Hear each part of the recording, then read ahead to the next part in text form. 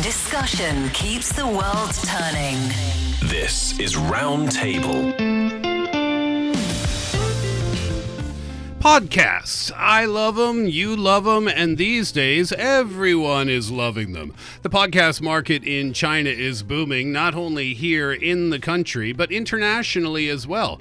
Today we'll dig into some numbers and find out exactly how well the market is doing, and find out why and how people love to enjoy their favorite shows. After that, companies around the world, they're apparently having a hard time attracting and retaining Gen Z talent.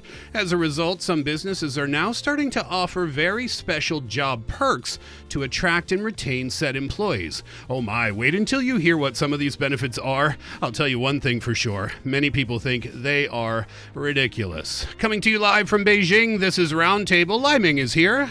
Yeah, thinking that some of the benefits that the companies are rolling out are ridiculous. Niu Honglin is here. Hello, everybody. Great to be here. I'm Steve Hatherly, and we thank you very much for being with us today. First, on today's show. In recent years, with the diversified development of internet media, podcasts, including, of course, the likes of Roundtable, they've been gaining in popularity. Here in China, as I mentioned a moment ago, the market is booming. According to industry experts, the number of Chinese-language podcast programs in 2023 increased sixfold compared to 3 years prior. That is the definition of success.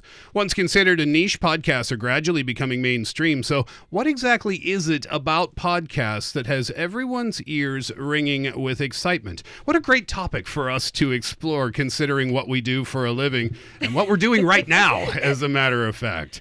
So who wants to kick it off today? Laiming, bring us up to speed if you could. Yeah, sure. Right. Let me begin with a personal observation. Like 10 to 20 years ago, when you walk down the street and see a guy wearing a headphone and walking towards you and not paying you any attention, you would assume that he's maybe listening to Mariah Carey, Madonna, Lady Gaga or something. Sure. Yeah, so that was the impression you used to have about people wearing headphones in the street. But now it's different. When somebody walks down the street and facing towards me, I'm not sure whether they're listening to music or podcasts. You know, there was a time when people didn't even know what a podcast was, right? Radio has been around for decades and decades and decades and decades. But back in 2006, say, the percentage of people who knew what a podcast was, the fact that they existed, was probably somewhere around 20%. These days, those numbers are completely different. And even for me, there was a time when I knew that podcasts existed. I knew there was a market. I knew it was an industry. But I think it was because I was working in radio at the time. My friends kept saying, oh, you have to check out this podcast or you have to check out that podcast. I was a little late to the podcast game. But once I discovered it, I fell in love immediately, and then here we are today. Yes, and here are actually some more facts and figures that we can provide. For example, data released by Himalaya in January of this year shows that the platform's Chinese language podcast audience has exceeded 220 million. And also at the same time, we see that according to Lichi app, in 2024, the number of podcast creators on their platform increased by 30%. Content repurchase rates for individual creators reached 80%. Wow. And user interaction rates rose by over 20%. Oh, and that's what we love to see, right? The user interaction rate. And this is actually something quite interesting because I'm not really sure whether or not our listeners are familiar with the situation here in China when it comes to audio content, because podcast is something we all in the studio love and actually are doing. Yet there are a lot of different types of audio product in China. Besides music, Laiming has just mentioned, we also have audiobooks, which are very, very popular, especially novels that now not only human beings are reading those novels, artificial intelligence are in the game generating audiobooks by seconds. So you can find your favorite novel and start listening to it. Are you an audiobook lover? I actually am. Yeah. I mean, it's true these days because you can it's so much easier to just plug in your headphones. Precisely. Than it is to carry a book in your bag. Yes. And here in China, we also have another type of audio content that is kind of like online lecture in the form of the kind of shows that you can listen to. You got to have someone who is a industry expert teaching you certain techniques, certain skills, knowledge. That is another type. Like an open course or something. Yeah. An open course, but in the form of a audio product. Sure. And then we have podcast. But podcast is gaining popularity, I think, partly because it's getting a little bit of entertainment, like the audiobook or audio novel, a little bit of knowledge sharing, like the online courses we talk about, and a little bit of accompanying you on your way to work while you're doing your house chores, like music. So a little bit of everything. Yeah, all rolled into one. Infotainment, I think is the term that they use. So yeah, booming here in China. So who is listening? Can we have a look at some of the demographics? Well, according to the China Netcasting Services Association, podcast listeners are primarily concentrated in Tier 1 cities here in China. That means Beijing, Shanghai, and Shenzhen, and some other economically developed cities with working professionals and students making up the majority. Without going into a big definition of what a Tier 1 city is, generally speaking, those are the biggest cities. Mega right? cities. Yeah. When you're talking about population upwards of 10 million. Got it. And at the same time, we get to see that podcasts have become an integral part of our daily life as well. According to data, actually, we see that the percentage of people listening to podcasts while waking up has risen from 27% to 38%, while the percentage during driving increased from 29% to 34%. And during exercising, when you're hitting the gym, it rose from 35% to 50%. I think some of those figures are contributed to the switch from maybe listening to music to listening to podcasts. Yeah, I think there's a term for that as well. Correct me if I'm wrong. You can find it online, but I think it's called temptation bundling. And that's where you combine an activity that you don't like with an activity that smart. you do like. So, for example, I bring this up because you mentioned the people listening at the Exercise, gym. yeah. So if you're on the treadmill and you hate that, which a lot of people do, even though they do it, listening to your favorite show, Roundtable, that is a good way to pass the time when you're struggling on the treadmill. Here's some more statistics for you. So there was a report from tech media outlet 36KR, and they got feedback from over 2,000 podcast listeners, and the feedback indicated that among listeners aged 18 to 40, over 80% hold a bachelor's degree or higher. More than 70% listen to podcasts for over half an hour daily. It's obvious then, a half an hour a day might not sound like a lot of time, but that's a pretty significant investment considering how people are busy in their daily schedules. Well, it's not a lot of time if you're commuting, living in a big metropolitan city. It's likely that you spend at least half an hour commuting from your home to your workplace. We learned on Roundtable, I believe, that the average commute time in Beijing is somewhere around 40 minutes. So, yeah, you're right then in that point. 30 minutes is... So you're not even taking extra time out of your life Very or busy your work. day. Yeah. It's true.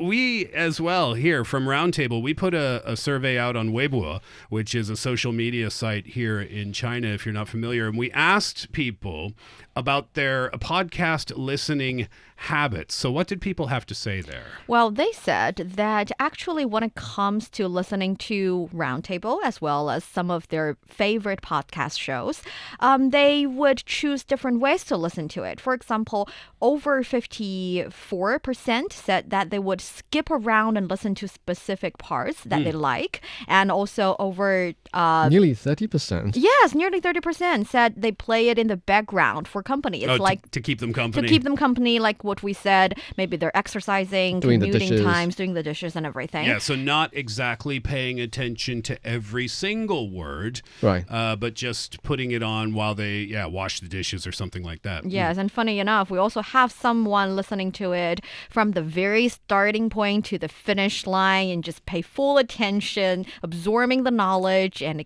enjoying our company. Yeah. And some would even listen to it repeatedly as a way to remember the talking points, remember remember some material so that when they chat with their friends, it can be used as little anecdotes. And we love those people even more, We don't we? do. I found another kind of interesting tidbit. This is from business.ugov, and they were asking people about their preferences in terms of visual podcast versus audio podcast. And I know that we've gotten a message or two from listeners asking if, is it possible maybe Roundtable someday can go visual? And I thought this was kind of interesting. So 33% said that they prefer their podcasts through just audio versions only. But very closely behind, 25% of people said that they prefer visual podcasts to audio. For me personally, I like both. I enjoy listening through my headphones without having to look at anything on a screen. But I also do enjoy, there are certain shows that I listen to, sports-related shows where they're in a studio, the cameras are on. So I like both. Yeah, me too. And I don't think we're alone. Actually, we see that internationally, video podcasts are gaining tractions with up to 33% of U.S. podcast listeners choosing watchable podcasts, according to data from Backlinko. At the same time, we see, guess which media platform is the platform that is preferred for podcast listening, the top one? YouTube. Exactly, right? That's a little surprising to me, It actually. is to me as well, because it's definitely watchable type of content, and it seems like people would choose both a little bit, so that on YouTube, if they want to watch, they can. It really depends on the platform on which people are getting their podcasts. Yeah. If it's YouTube, if people are using a PC to access YouTube and listen to a podcast, then I guess they could accept some form of video content. Whereas if you were somebody like me who's listening via a specific podcast application, then I would turn on the application when I don't have the eyes readily available. Maybe I'm cycling, maybe I'm doing the dishes. I can't spare a moment to look at the screen. Then I would prefer audio content. But I have to say, here in China, the situations are similar when it comes to favored or preferred platform for listening to podcast or watching a video or turning off the screen of the video and having the video played in the form of audio content. Because I think most of the platforms I have been using provide the function that you can turn off your screen and have it played and set a countdown alarm so that if one of your favorite episode is finished, it will immediately close off the app. So it's easier and it's keeping people company. More convenient. Speaking to your point about internationally how popular podcasts are, 546 million listeners around the world. That's a lot of people. That's an 8% increase in listeners year on year. And this is kind of cool to know as well. This is from lupexdigital.com. They state that there are more than 414 million podcasts globally. Not listeners, podcasts. More than 414 million. Yeah, yes. 414 million different shows. There's almost one podcast for every listener. It's pretty impressive, I think. And people are getting really creative. Can I imagine the kind of podcast I have listened to a little bit and enjoy a little bit? There are so many different, very niche themed podcasts. I'm not really sure if you're familiar with the Chinese classic Dream in the Red Mansion, Honglin. It's a classic novel. Heard of it, read it, didn't enjoy it. I'm not talking about you. I'm talking about our dear listeners in overseas countries. Yet I have been listening to over 3 different podcasts talking about the little details in the novel and explaining why it's so great. So it's like book review in the form of podcast. It's not the novel itself. No. It's a group of people talking about the book. And they would even pick specific tiny little niche subjects, like the kind of let's say pattern on clothes they can collect, they summarize within this book and compare which pattern is inspired by maybe one of the famous let's say painting in a certain dynasty. So it's a really niche subject and I enjoyed it so much. 3 podcasts on that. Yes. I know, it does sound so boring on the surface. No, it's not. No, on the surface it does. It does sound boring, but that's not my point. My point is that even though on the surface it seems like, oh, that doesn't sound like it's going to be fun, but when you get the right people talking about the topics, then anything can be interesting to people. Yes, and you have to find the target audience. Yeah, by the same token, I would assume there are plenty of people out there looking for a podcast on how to crack the Black Myth Wukong. Yes, that too. Well, then why do you think, I mean, we've seen evidence now, haven't we, looking at these statistics, but why do you think that podcasts have suddenly become so popular? Because we're simply sick of it. I mean, I remember in college, it was the period of time in my life where I enjoyed watching a lot of TV series. You know, that was before social media became really influential. So all the time I had, I spent them all on watching TV series. When you said sick of it, you mean sick of the visual. Yeah. Yeah. Visual content. And another reason I can think about was kind of interesting because I suddenly realized that the reason that I used to listening to music instead of listening to any kind of audio content with actual words and information was because my headset was not good enough when I was commuting. When I was in a subway or on a bus, it's simply too loud and too noisy, and I cannot actually listen to every word, no matter who is saying it. So, but listening to music was fine. You just got the melody and the vibe, and it'll cancel out the noise outside. Yet, with the development of technology, we have better headset, we have noise reduction headset, we get to listen to each and every word, and all of a sudden content became more important to me, and I started to listen to not only podcasts but also audiobooks and stuff. So I think that contributes to the popularity these days. I think tech really plays a big part in this. I mean, because 20 years ago when I first heard about podcasts, I heard it from a friend of mine who was slightly vision impaired. He couldn't see very clearly, so he pays a lot of attention to protecting his eyesight, not getting his eyes exposed to a lot of visual content. So what he did was he went to a particular website, very rarely known among other people. He would download the content like the BBC World Service. It was updated regularly, and then there are a bunch of people making their own podcasts as well, reading books, essentially enunciating books and then upload them to this particular platform. So what he did was he had an Apple iTouch, and he had to download from the platform all the audio content and then use a cable to connect his iTouch to the PC, and then upload it to the iTouch, and then he can plug his wired headphone or earphone. Those are making a comeback, by the way. We shouldn't speak poorly of the wired headphones. Yeah, but the ease of listening to a podcast has become so much more stressed, essentially. I mean, the technology of recording hasn't evolved a lot, and certainly there are companies like Zoom, and then what's the other company? Rode.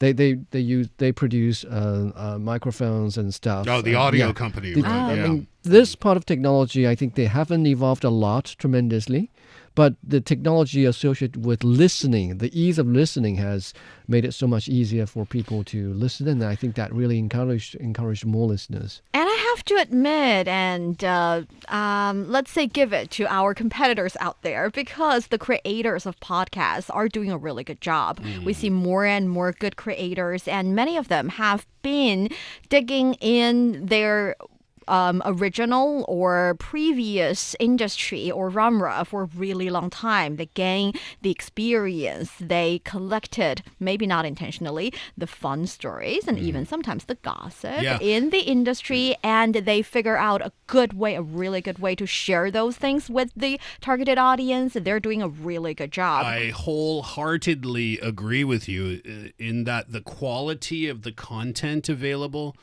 is fantastic. The production quality of the podcast, fantastic and getting better. these days, and there really is something for everyone. You know, I was teasing you before, Honglin, when I said, you know, oh, that sounds boring about book reviews, but there really is something for everyone out there.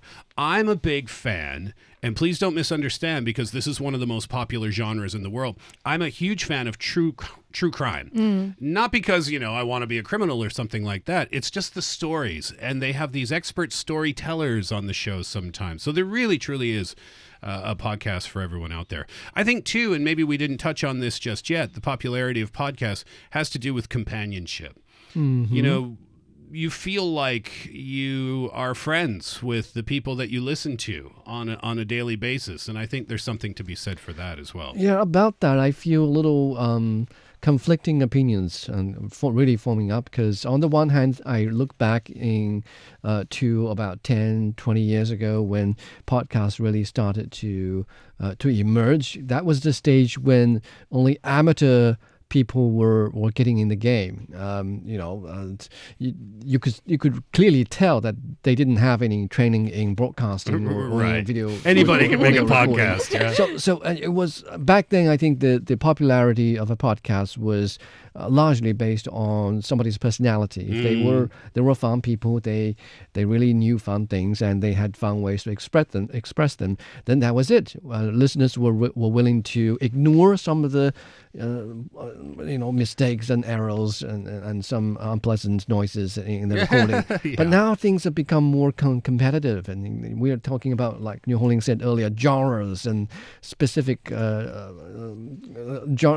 stories and very investigative, in-depth look into a particular crime story. So it's become more competitive. I can't really make up my mind about whether that companionship is more about personality or about what people need when they feel that it's too quiet. I need something. We could talk about that all day long. We might have to save that for a different show, though, because I could disagree with you for hours on that. And my feeling is that when it comes to companionship, not only because people do need some friends online that they have never seen, but they truly feel like these people understand them deeply and sharing the views that they do not know how to express clearly. And that was the moment that you feel like you're clicking with the podcast maker. Yeah. But at the same time, it's not due to the lack of cooperative innovation or creation from the podcast creators. Because of the development of internet and everything, they get to see the comment and maybe find out what are some major topics that their listeners would want them to talk about. And they will make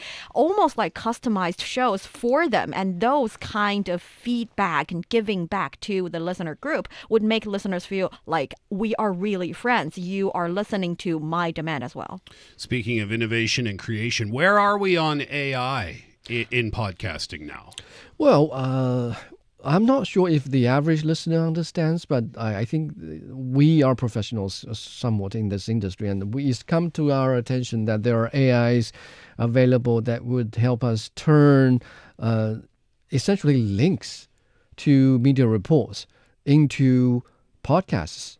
Like you feed the software with a few links of, for instance, several stories on podcasts, and that software can generate a fun discussion about podcasts. So that's the view from a business insider. Actually, as a listener, I have another finding that is with the development of artificial intelligence. Actually, it's helping us to find out the kind of podcast that we enjoy more often. For example, I was using a artificial intelligence tool called the BBGPT. What it does is that it can absorb the information of video or audio and then find out the parts that they think or the AI think you would be enjoying. Not only the kind of the syllabus of the show, the kind of talking points of the show, but also which part is funny, which part is considered counterintuitive, which part is considered the kind of sentences that you would think about, that will impress you. And that's like advanced analytics. Exactly. So that level of let's say summarizing analysis would help you figure out whether or not this episode is the episode for you. Is that going too far, do you think? If we go that far into advanced analytics to find out which words are effective and how, the number of words in a sentence, how effective is that when you use 14 words in a sentence as opposed to 6? Are we losing the human side of podcasting if we're going that far? I think it depends on how you use it. For me, I use it to select the ones that I like, and then I'll start listening to it from beginning to the end. But if, like you said, we use it in the way that we basically stop listening to the content and only watching or reading the analysis provided by AI, maybe that's too far. Yeah, from a personal point of view, from a listener's point of view, Yes. maybe you don't need to care about any of that. But from a production point of view, when there's hundreds of millions of shows around the world and everything's competitive, then maybe those are exactly the things that we should be paying attention to. Great discussion on podcasts.